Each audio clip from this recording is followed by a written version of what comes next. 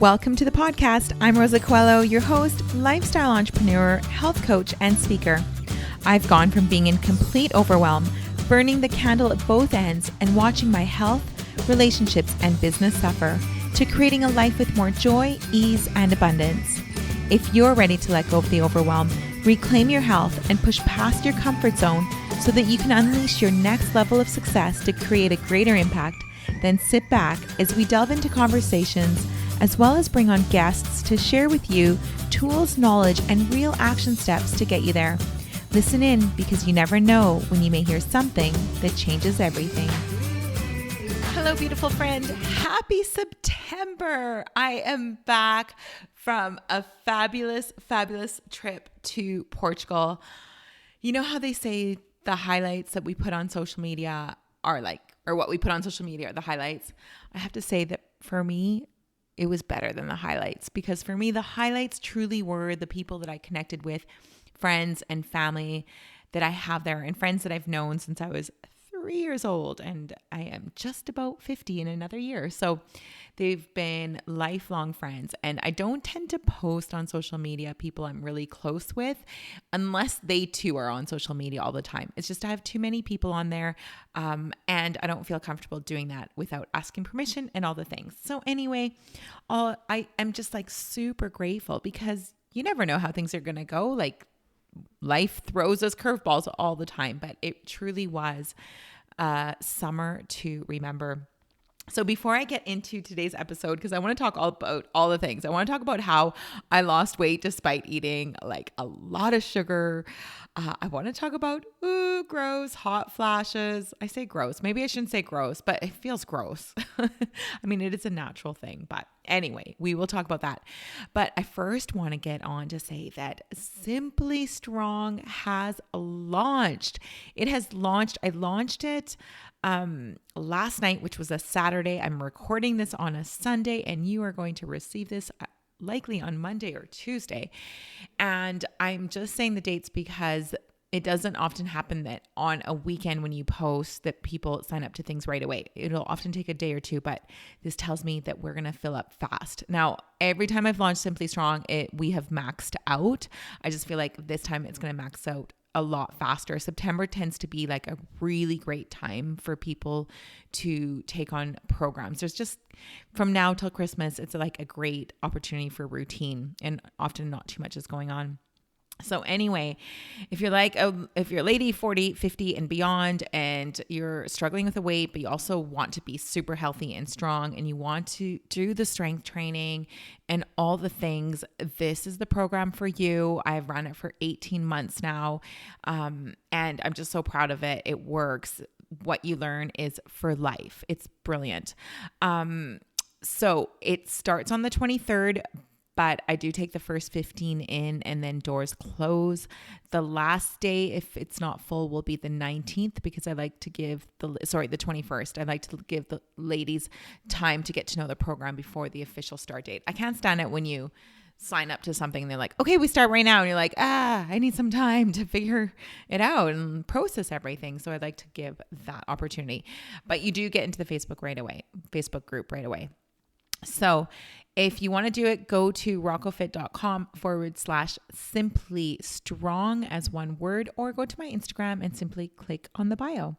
Okay, let's get into the holiday. I want to share this with you because it was so fun, and I'm sure there's some lessons in there. I definitely have some funny stories that happened as well, and it was just so good. So here's the truth. I thought for sure that I had put on weight because of the way I was eating. And if you are new to the podcast, here's the thing. I'm Portuguese. Come August, and often the last week of July, I just take it off. I take it off of absolutely everything. It's literally ingrained into our culture. August we call it the month of the immigrant. It's when everyone comes back to Portugal. Everyone meets up from all the different countries that we've been out working in. And it's just this great reunion. And even if I don't go to Portugal, I have that August mentality. And it's just nice to have that time in the year where your brain really shuts down. You're not in the same routine. I don't work. I did post on social media. Like I did do some holiday posts, but I didn't do a whole lot of daily stories like I usually do. Like I really did even bring that right down, and it just feels so good. So my trip, this was the first time, it was unique because it was the first time I was going to Portugal without my mom and my brother. And I always go with her because we stay in our little village, and she grew up there, and it just feels weird without her there. And so I felt really awkward about going. And then I had all these other places I wanted to go because I had a lot of friends from Canada that were also going to be there. And I thought how fun to see them there as well. And so I went everywhere. I was on 3 Portuguese islands, the Açorian Islands. So I was in Terceira, which was that was by mistake because my flight got canceled. I was actually on my way to the island of Pico to see a friend when that flight got canceled. And then my friend took me across the way to another island called Faial. The Azores are absolutely stunning. They're beautiful. When my flight got canceled in Terceira, I was like a little bit upset because I thought, oh no, like it's one less day with my friend, and I was already only going for a few days. But when I got to the little kind of the city, I guess it's not really a city, it's small. But when I got there for the night to stay in the hotel, I was like, what is this place? It was just so beautiful.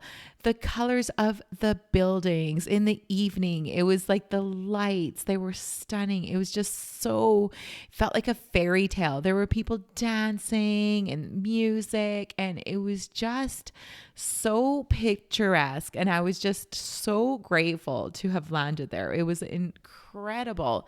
So that was super fun. And then we were meant the next day to get a flight to Pico where my friend would pick me up at the airport. But then what happened was they took us to the second island from Terceira they said that we couldn't go to Pico. We'd have to go to another island and then get a little boat over. And I was like, okay, a ferry.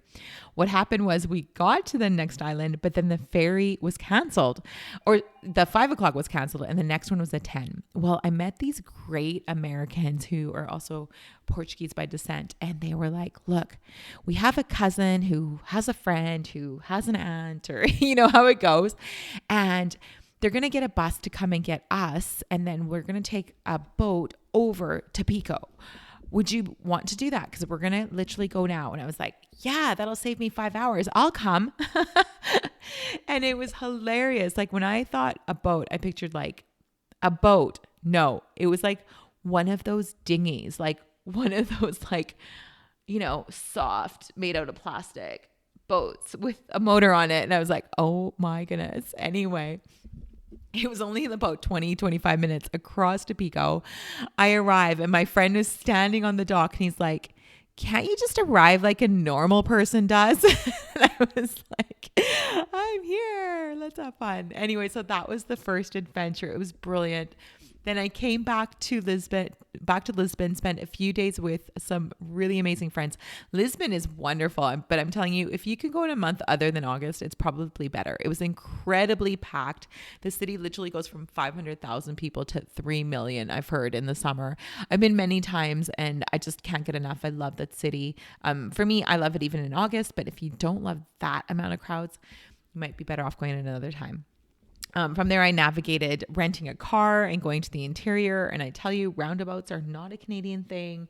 So I was pretty nervous doing that, but it all worked out. So I basically, let me confess, I ate pastries every day. I ate bread multiple times a day. I drank many espressos with white sugar in it and all the things that I never do here, or very rarely do. I shouldn't say never do, but I was just like, I felt great. So why did I still lose weight despite doing those things? Well, here's the thing.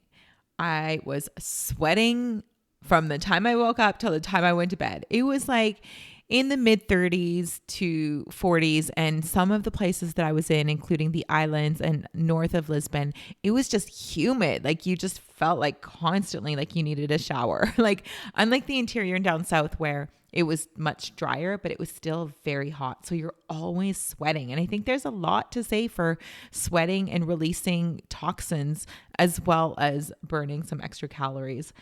On top of that, I was walking. Like 20,000 steps was a very average day. And I loved it because I never thought about, oh, I'm going to walk 20,000 steps today. It's like you get up and you walk. If you're at the beach, you go for a walk along the beach. If you're in the city, you're going to a viewpoint or discovering something that you want to see. And so walking 20,000 steps was just a very average amount. And, you know, in Canada and like even now, just to get to between 12 and 15 is a real effort. Like I've got to schedule it in. And so when you have all day and you don't have work in the way or responsibilities, it's easy to get in. So I was walking a lot. I was drinking a ton of espressos. I'd have at least 2 or 3 a day. And I'm sure that boosted my metabolism as well. And as the Portuguese say, it's good for digestion.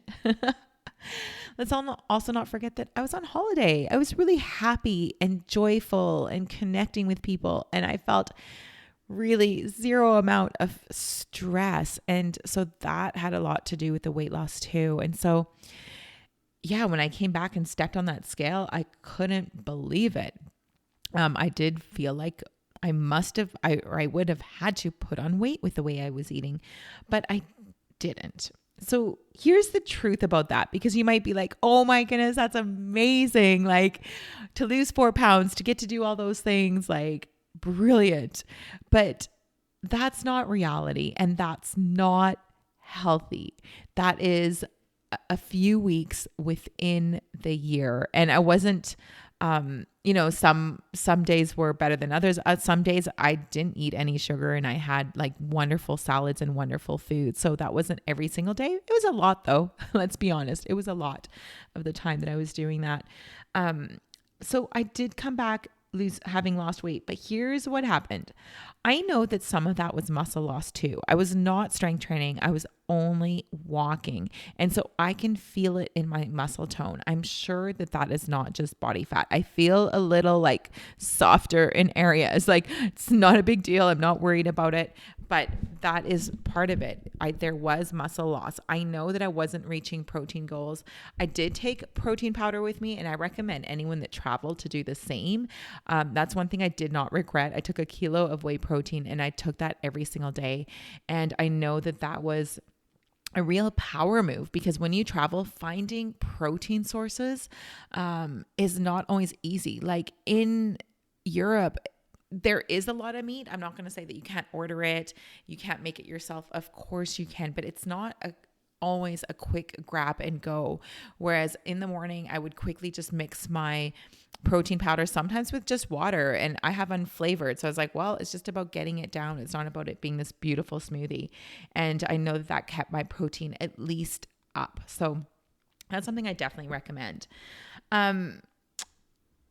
Here's the other thing. Since then, I've come back with like, all of a sudden I was hit with like these hot flashes, and I was like, oh no, like, perimenopause, menopause. I know that it's normal. I know that some women will suffer with them more than others. So I'm just going to share my experience with you. And I just want to be clear, perimenopause will be different for all of us, but there are definitely some lifestyle factors that can make it a lot better. And I know for me, I know the one thing that triggers them is my food and alcohol. So I definitely was drinking more when I was on holiday. I can go months without drinking, to be honest. The next time I drink maybe at Christmas, and sometimes I choose not to as well. So drinking isn't a big part of my life. But in the summer, when you're out with your friends and you're celebrating, we had sangrias, and sometimes we'd have what's called a panache, which is like half a beer mixed with like kind of like a 7-Up kind of thing, or just you would just have wine. The Portuguese love their wine. And so I drank more than I usually do. And I know that that triggers hot flashes for me for sure. And so coming back, I have had them. They're not severe. I'm not waking up like sweating or anything. I just feel like these bursts of like, oh, yikes, what is that? And so I've definitely been off of and much cleaner eating since I've gotten back, and definitely not touching the alcohol. And I know that that's going to make a difference, but just like anything, it takes a little bit of time. Like we don't do that for a month and then come back and expect results within a couple of days. Like we've got to give our body time to adapt. So I am hoping that those get a lot better now that I'm back to my routine. So that's another thing that came back. I'll tell you another thing that came back was this terrible habit of being addicted to technology and being on my phone just before bed. And I thought, whoa, why do all of a sudden I feel this like real fatigue, a bit of anxiety coming back, all the things. And I was like, ooh, it is the phone. And I am so clear that it's the phone. And so after doing that for a few days and catching myself, I am back on it to reading a real book for before bed. And actually it's kind of cool because I'm really into this book, and I look forward to getting into bed and reading a physical book. Like I'm not on a tablet or anything. And I'm committed to doing that all year. Like that's it. No more phone in the bed. And before I went on holiday, I was actually really good with that because I struggled with it last winter and then nipped it again with little blips here and there, but it was a priority. But this year I'm going all year with it.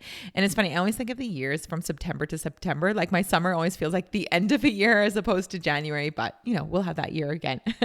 We'll do the January thing too.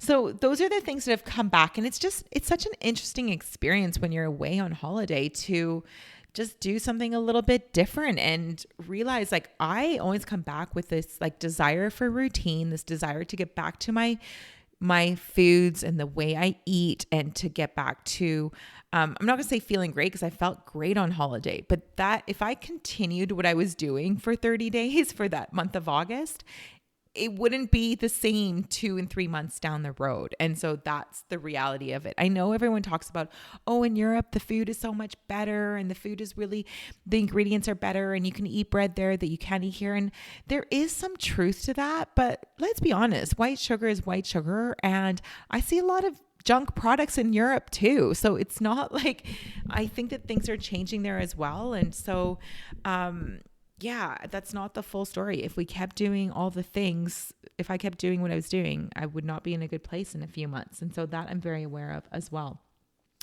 One thing I want to share is there was something about really being in great shape before leaving, because some of you know my journey that in my mid 40s, like I started putting on weight and I went through a lot, just like everyone. We went through that whole time period of the world being shut down. And I'd also gone through a divorce on top of that.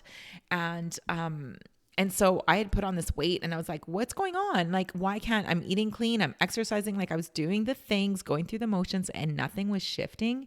And so when I discovered the things that we need to apply during perimenopause, which has a lot to do with the protein and sleep and de-stressing and strength training, I then applied that, finally started to see results, put together a program, helped other women. And then I continued on that journey, because it's not in 6 weeks that we get those results. It's in 6 weeks that we learn everything to do. But I really believe in looking at it as like a full year commitment, and really beyond that, a lifestyle commitment.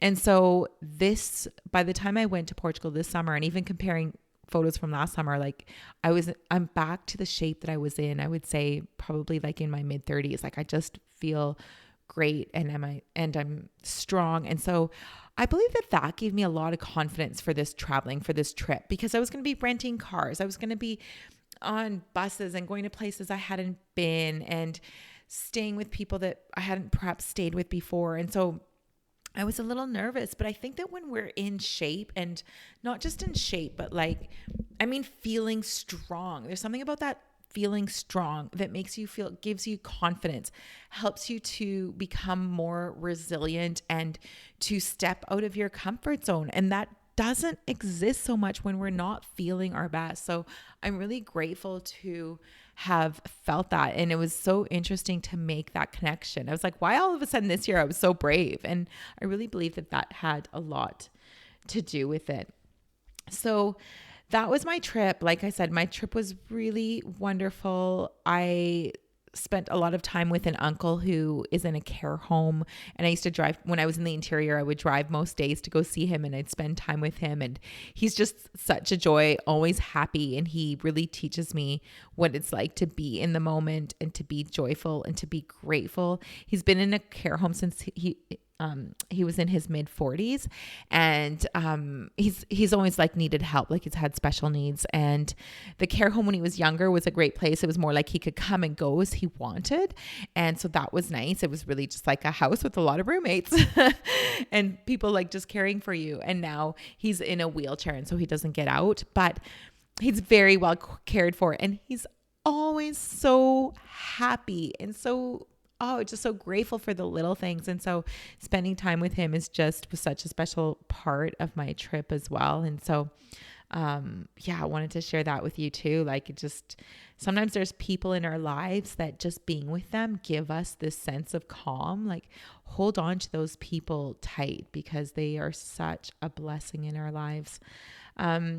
So that's all, my friends. That's all I wanted that I can think of to share back onto this first episode back. So it's just like some lessons on, yes, I lost weight, but losing weight isn't everything. I wanted to be transparent on where that weight loss, why it happened, and all of the things. So anyway, stay tuned for more episodes. I am back to regular podcasting after a little break over the summer.